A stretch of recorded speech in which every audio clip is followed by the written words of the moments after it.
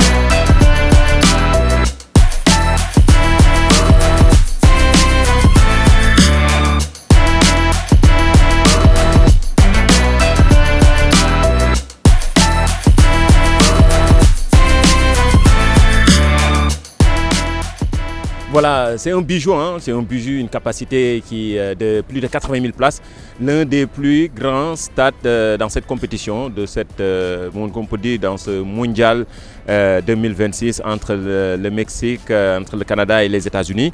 C'est un bijou, vraiment, c'est un très grand stade. D'après ce qu'on a vu, surtout les visites qu'on a déjà faites, c'est extraordinaire.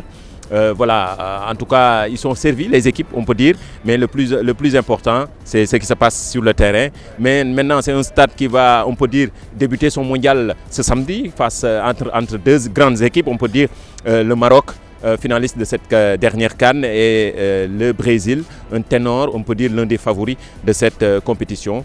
C'est demain, ils sont en train de faire le dernier réglage. C'est ce que j'ai constaté depuis ce matin. J'ai interviewé quelques, on peut dire, volontaires ou bien quelques techniciens. Ils sont dit tout est quasi prêt pour démarrer la compétition demain. Il y a aussi le match Sénégal-France qui va se jouer ici. Cette rencontre, l'enjeu est énorme. Oui, l'enjeu est énorme, hein, on peut dire. La France qui va affronter le Sénégal. On peut dire la France aussi, l'une des équipes favorites de cette compétition, avec son ossature, son effectif. Maintenant, face à un Sénégal, on peut dire, qui vient de remporter la CAN, même si voilà, ce qui s'est passé, on ne va pas rentrer là-dessus. Maintenant, avec un très bon effectif de cette équipe sénégalaise, qui joue, l'un de ces joueurs qui jouent dans les plus grands championnats. Je pense que ce sera un match âprement disputé. Et maintenant, certes, la France part favorite, mais le Sénégal peut bel et bien rivaliser avec cette équipe française.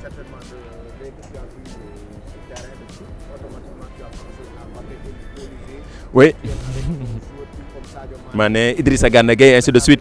Surtout, mais c'est ce qui se passe on voit les mêmes pelouses, on peut dire, dans les plus grands championnats. Quand on dit Gana Gueye, on passe à la Premier League. Quand on dit au lycée, Mbappé, etc., ils sont dans les très grands championnats.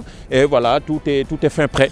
Et maintenant, on peut dire, il n'y a pas d'excuse. Le match va se jouer ici. Et voilà, ici, ce bijou de MetLife Stadium.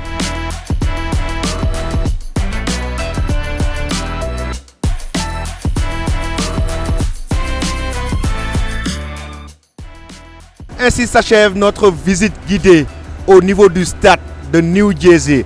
Ici même, dans une chaleur quand même très ardente, 36 degrés Celsius. Donc c'est ici que le Sénégal va jouer son match contre la France et la Norvège. C'est ici que donc l'équipe nationale royale marocaine doit affronter le Brésil dans ce mythique stade de New Jersey, le stade de MetLife Stadium qui va accueillir la finale de la Coupe du Monde 2026. Vous avez donc vu toutes ces vidéos, les coulisses, mais aussi vous avez vu quand même ce stade en termes de tribunes, en termes de gazon, tout ce qui tourne autour, en termes de logistique dans cette infrastructure sportive de qualité qui a été mis à la disposition du monde du football par la FIFA, mais aussi le haut.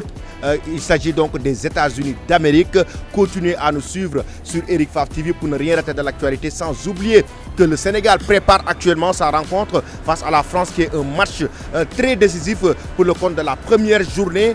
Donc les Lions de la Teranga de Pape Thiaw sont en train de s'entraîner et de se préparer. Du côté des Bleus de Didier Deschamps aussi, il y a la préparation qui est au maximal pour pouvoir quand même affronter les champions d'Afrique. Le vice-champion du monde qui va affronter le champion d'Afrique en titre. C'est ici même au stade MetLife Stadium. Abonnez-vous pour ne rien rater de l'actualité sportive. Activez la cloche de notification, mais aussi il ne faut pas oublier l'African Dream, c'est maintenant. Je rappelle aussi en même temps que c'est TapTapSend qui nous accompagne pour cette Coupe du Monde 2026. Utilisez TapTapSend, le transfert d'argent très efficace ici même en direct des États-Unis d'Amérique.